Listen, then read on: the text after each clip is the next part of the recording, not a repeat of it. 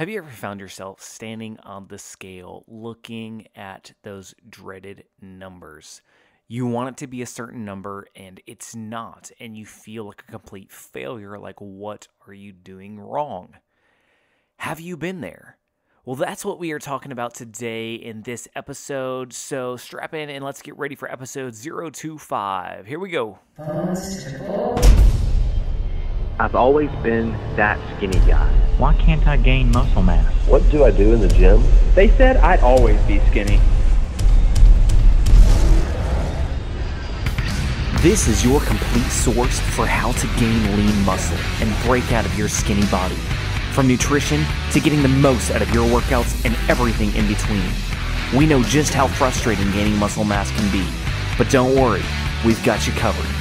You're listening to the Bones to Bulk podcast. Hello, everybody. Welcome to today's episode. My name is Brian Parody, and I will be your host. And before we dive into today's message on why numbers and the scale should not dictate your fitness journey, I do want to invite you to join our private Facebook group. It's Bones to Bulk. Just go to Facebook, search for that, and a lot of the exercises or different topics that I talk about in the podcast, I reference with videos, and I usually post those videos in the Facebook group. So if you're not a part of that community, go ahead and join that. Once again, it's Bones to Bulk on Facebook. All right, so with that being said, let's dive into today's topic. So, when we start out, we always usually have a clear end point or a clear goal in mind, or at least we should. If you don't, then you need to get your head on right and make yourself a goal because, you need a goal. And once you have that goal, we can become very fixated on that goal. For instance, the number game. We all have that elusive number that we want to be at. And if we don't make it to that, we kind of turn that inward and view it as failure. Like we're not lifting hard enough, we're not eating the way we should, something is off to where we're not where we want to be. And there's kind of some truth to that, and there's also some negative aspirations to that we need to kind of get rid of. So for starters, it's good to weigh yourself. It's good to have that number in mind to know whether you're on track. For instance, you don't want to start something and then weigh in at the beginning and then 6 months down the road weigh in again and discover that for the last 6 months, you haven't made any progress towards your goal. That's not what we want to do because you've in essence not necessarily wasted that 6 months, but you could have made some adjustments and done some things differently to help further your goal during those 6 months. So you don't want to wait that long in between to weigh in or to measure yourself or to tape yourself or anything like that.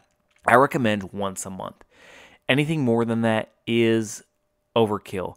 And the reason I believe it's overkill is because I've been there. I've been so fixated on hitting a certain number that I ignored how I felt in the meantime. There was a certain number I wanted to be at for a long time, and I finally got there, and I felt like crap. I had totally ignored, my body composition and what I felt, what my energy levels were like solely to achieve this number. And I got to that point and it was dissatisfying because I felt terrible. I felt like puking all the time and I just felt bloated and sick. And it really opened my eyes to see, this isn't just about hitting this elusive number. It's about so much more than that. It's about feeling, a lot of times when we start off on this journey, we have different motivating factors. For me personally, it was a confidence thing. I wanted to be confident in myself and being able to handle myself and the way I look. And I equated that with weighing a certain amount. And that was the wrong thing to do. It's not about that. So if you're obsessed with that, then I really encourage you not to be. Because what it really boils down to is being comfortable in your own skin, in being confident in who you are. That's the goal. The goal isn't when I hit this number, then I will be confident. No, that's backwards.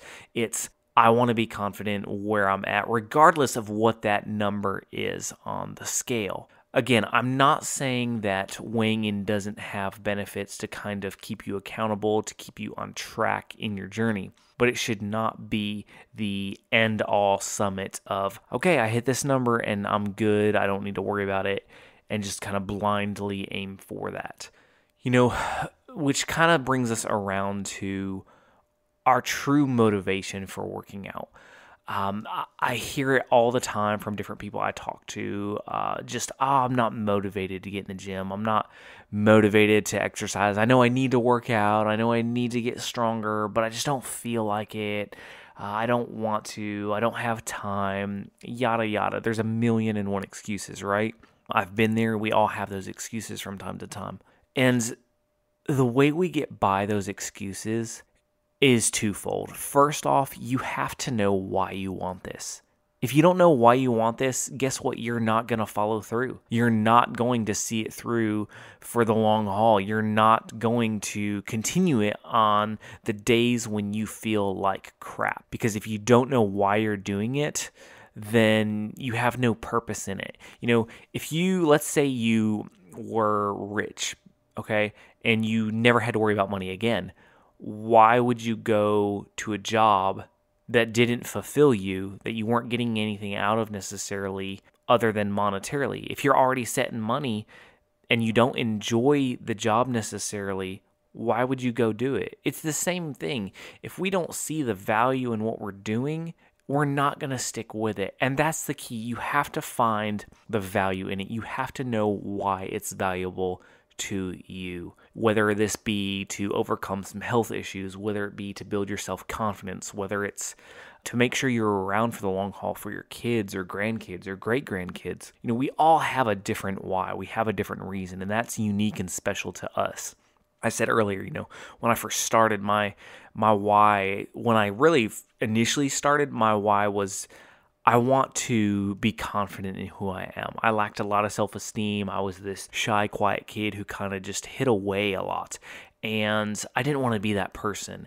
And I didn't even recognize fully how much, the fitness world and lifting had to do with that until I really started diving into it and discovering new things. So I say this to encourage you to dig deep for your reasoning of why you want to put on muscle, why you want to gain mass. What is it about that that's appealing? Is it just, the cool kids are doing it, so I'm going to jump on that bandwagon? Or, that's not going to last long if that's the reason. That's just like a fad. It's kind of like all these diets that come out. We go through fads for a period of time, and then it dies off, and then something new comes in and replaces it. It's no different. And if you don't have that deep core reason of why you want this, then chances are you're not going to see it through to the end. And the second thing that comes into play with, getting by those excuses and those reasons not to, is just doing it. So many times we bog ourselves down with this mentality of, when such and such happens, I'll have more time and then I'll start working out. Or when I have more money, then I can join a gym and I'll start working out. Or, there's 1,000,000 reasons of just over the horizon will start. The just over the horizon never comes. If you wait for that, it's always going to be just over the horizon. You've got to climb the hill to see the horizon. It's not just going to come to meet you. And so stop with the, when this happens, I'll start. No, start now. Start today. I don't care if that means before you go to bed tonight, doing 5 minutes of push-ups and 5 minutes of sit-ups. Start now. The reason it's so important is because as we start, that builds up, A, it builds up confidence that we can do it, and B, it builds up that motivation. And motivation is like a snowball effect. We don't just have this endless supply of motivation, but when we do something and accomplish something, then that motivates us and carries us through to the next small accomplishment, and so forth. And so it's like this snowball thing. Like, I'm going to do this small thing, and then that's going to turn into this small thing, which is going to turn into this small thing, and the cumulative effect is going to be really large. So stop telling yourself tomorrow, stop telling yourself next week or after the new year or whatever, and start doing it now. I hope you have found this helpful. If ever you have a question or just want to talk about something fitness related, hit me up. I'm totally available. You can email me at brian@bonestobulk.com. You can go to bonestobulk.com, find all my contact information on there through my various social media outlets, Instagram, Facebook. Hit me up on any of those. And again, I would love to connect with you. With that being said, no matter what obstacles you've faced, what you're facing, what you will face in the future, you can accomplish your goals. You can overcome the skinny body and the things that have tied you down in the past. You've got this.